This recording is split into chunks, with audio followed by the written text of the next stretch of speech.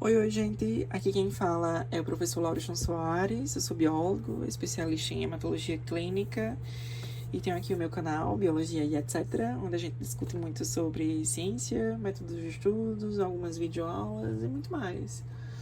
Atualmente eu sou professor de Anatomia e Fisiologia Humana da Universidade Estadual da Paraíba e o que eu quis trazer de interessante para vocês nesse vídeo é fazer uma breve comparativa entre os dois livros de Anatomia e Fisiologia Humana do Netter, ou seja, do mesmo autor.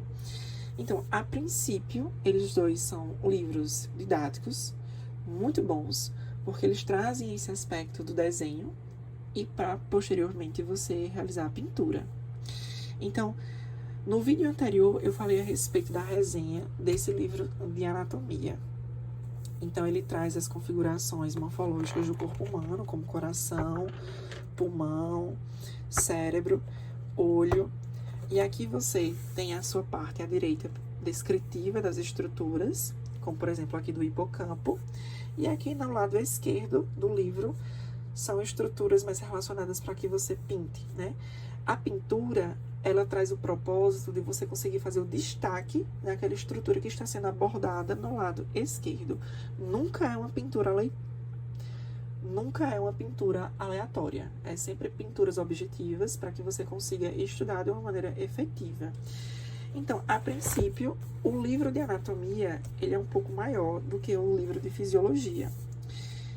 O livro de anatomia ele é mais grosso do que o de fisiologia. Ou seja, aqui tem mais páginas do que o de fisiologia. Eu comprei ele no site da Amazon. Na verdade, eu ganhei ele e foi adquirido no site da Amazon. Eles estavam em promoção e eles vieram em conjunto, juntamente com a minha caixinha de lápis, que são destinadas para realizar essas pinturas. Ou seja, são lápis mais macios, lápis mais propensos, até mesmo para facilitar a pintura, enfim. Não tem mais o contexto da conservação da página, enfim, eu gostei mais de utilizar esses lápis de pintura da Faber-Castell.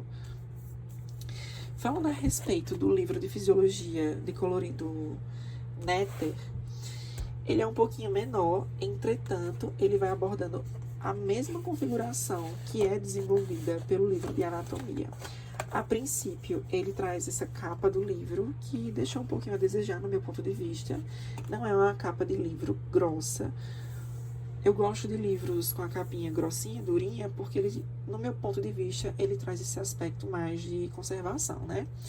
No vídeo anterior, eu falei a respeito que qualquer coisinha que for deixada em cima desses livros, acabam que podendo deixar suas marcas. Então, no meu ponto de vista, se fosse um livro de capa dura, poderia ter um pouco mais de conservação. Mas, enfim, aqui a gente pode ter um marcadorzinho, né, para proporcionar a separação das páginas, e aqui a gente vai tendo um breve sumário. Esses aspectos dos capítulos são estruturas que eu abordo, inclusive, em sala de aula, seguindo essa sequência. A minha sequência é exatamente essa. Primeiro, em sala de aula, eu vou falando sobre fisiologia da célula, homeostasia, aqueles conceitos gerais sobre a célula, né? Os tipos de células, célula eucarionte, procarionte, os aspectos fisiológicos dessas células, a funcionabilidade dessas células dentro do corpo humano. E, posteriormente, eu vou falando a respeito sobre a fisiologia dos nervos e os músculos. É interessante falar a respeito disso porque muitas pessoas não falam sobre a fisiologia muscular. E existe, sim, aspectos da fisiologia muscular, né? Como é que ocorre a contração desses músculos, né? Utilizando da bomba de sódio e potássio, do cálcio, enfim, a associação com o sistema nervoso. E posteriormente eu vou seguindo essa mesma sequência, fisiologia cardiovascular, onde a gente vê sobre alguns aspectos das arritmias, como é que o coração ele funciona, dos seus batimentos cardíacos, a contração dele. E aí, nesse tópico de fisiologia cardiovascular, eu também falo a respeito das patologias, né? E algumas patologias, claro, não são todas. Eu posso falar a respeito das hemorragias, eu posso falar a respeito de trombos, embolia pulmonar, né? A embolia pulmonar, por mais que não esteja completamente voltada ao sistema cardiovascular, mas ela traz esse embasamento ao sistema circulatório, né? Então, aqui temos o sistema respiratório, o sistema renal, mas sem mais delongas, vamos falar a respeito desse livro, né? A princípio, ele vai trazendo aquele aspecto geral mesmo, da editora, dos autores que compõem o livro, a dedicatória. Eu confesso que vou ler tudinho, o prefácio. E aí, chegando nessa partezinha do sumário, ele é bem simples. É só isso daqui, só falando a respeito das estruturas e dos capítulos que vão ser abordados. A princípio, na primeira página, a gente já tem uma fotona da célula. E o que eu achei interessante a respeito dessa célula foi que essa imagem ela é bem grande, e aí a gente já consegue visualizar algumas estruturas mais importantes dentro dessa célula. E aí, mais uma vez, trazendo aquele mesmo conceito. Na página direita, a gente vai trazendo os conceitos gerais, a descrição, denominação. E já na parte esquerda do livro, tem aqui as imagens para que a gente possa pintar, não só pintar, mas também colocar os nomes, né? Por exemplo, aqui a gente vai tendo o núcleo, aqui os centríolos, aqui a gente vai tendo o complexo de Golgi. Bem, vamos destacando isso com a canetinha. Pode ser com qualquer caneta que você tiver dentro de casa, mas eu sugiro que seja esses lapisinhos de pintar, mais específicos para esse livro, para fazer essas questões mais de conservação da página. Aqui, ó, a membrana plasmática. Eu falo, inclusive, em sala de aula, utilizando essa imagem. Aqui eu também utilizo essa imagem. Muito bom esse livro. Os neurônios. Isso aqui é um neurônio, né? Com o axônio. Aqui o axônio. Então, é um livro muito bom, no meu ponto de vista, para quem gosta de estudar, ver as denominações e, posteriormente, realizar a sua associação com a imagem. É um livro extremamente didático. Diga-se de passagem, em termos de fisiologia do sistema renal, eu acho super interessante trazer a leitura desse capítulo e associar com as imagens, porque fisiologia renal é uma fisiologia um pouco mais detalhada, trazendo aqueles aspectos mais moleculares, de como é que é desenvolvido o processo de formação da urina e da filtragem do sangue. Então, aqui, ó, a gente já consegue identificar as estruturas, a cápsula de Balmer, e posteriormente a gente já consegue ir fazendo as pequenas analogias, né? Acho super legal esse livro. Eu era louco para ter esse livro e graças a Deus eu consegui fazer E graças a Deus eu consegui adquirir esse livro.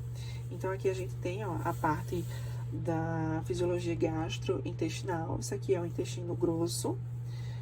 A parte ascendente, transversa, descendente, o colo, sigmoide, reto e ânus, né?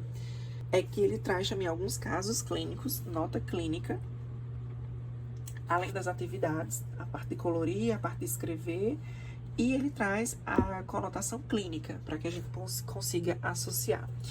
Quem é meu aluno sabe o que é isso, né? Deixe aqui nos comentários como é o nome dessa estrutura que fica abraçando o pâncreas, pelo amor de Deus. Deixa aqui nos comentários como é o nome dessa estrutura aqui. Tenho certeza que vocês vão saber. Aproveitem e deixem nos comentários também o nome dessa estrutura aqui. Não é possível que vocês não saibam. Mas aí, ó, com relação ao sistema cardiovascular, ele vai também trazendo alguns aspectos com imagens que a gente conseguiu fazer a associação com a anatomia. Relembrando os conceitos de anatomia, né? Porque fisiologia e anatomia são matérias que conversam muito e a gente consegue fazer essas analogias. Vamos ver um pouco a respeito do sistema respiratório. Deixa eu buscar algumas imagens aqui para vocês. Antes de mais nada, antes de partir para o sistema respiratório, olha aqui o sistema renal. Eu utilizo inclusive essa imagem. Esse livro, ele tá com aquele cheirinho de novo, sabe? Deixa eu ver onde é que tá o sistema respiratório para ver se a gente consegue ver o pulmão. Isso aqui não é uma vista posterior do corpo humano. A asazinha do ilho, as costelas, a espinha vertebral, né? Coluna vertebral. Muito legal esse livro. Eu gostei muito das imagens que são desenvolvidas nesse livro. Gostei muito dessas imagens. Muito mesmo. Deixa eu ver onde é que tá o sistema respiratório. Na 135.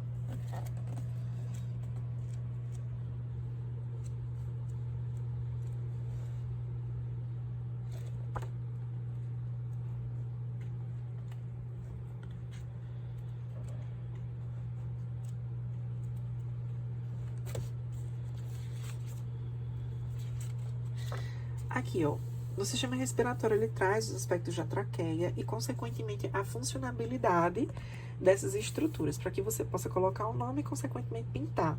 Ela pode trazer de funcionabilidade. Eu discuto muito em sala de aula que a traqueia é um órgão que traz alguns aspectos fisiológicos na filtragem do ar, né? Porque aqui tem cílios, aqui tem os anéis cartilaginosos na visão anterior dessa traqueia. Então, internamente, a gente também tem muco, que traz aquele aspecto de filtragem do ar, né? Para que esse ar, ele posteriormente seja distribuído entre a carina e aqui pelos brônquios e bronquíolos, para que essas estruturas penetrem no pulmão e esse ar, aí ele tenha contato com os alvéolos pulmonares. Olha só o alvéolo pulmonar. Um monte de bolinha. Ele não traz nesse livro imagens enormes, como é abordado no livro de anatomia, porque esse não é bem o objetivo dele, né? O objetivo dele é trazer os aspectos fisiológicos, né? Porque em fisiologia a gente fala a respeito da funcionabilidade do órgão e, consequentemente, esse livro ele traz mais várias imagens em uma única página, né?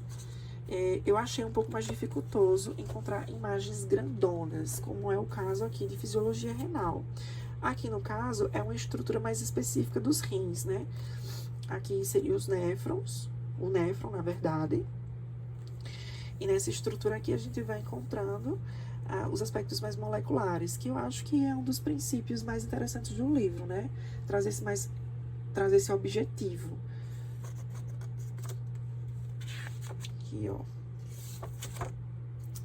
Então, é basicamente isso, pessoal. Se vocês tiverem alguma dúvida, deixem aí nos comentários, para que eu possa entender que vocês estão gostando do tipo de conteúdo. Então é isso, gente. Até o próximo vídeo.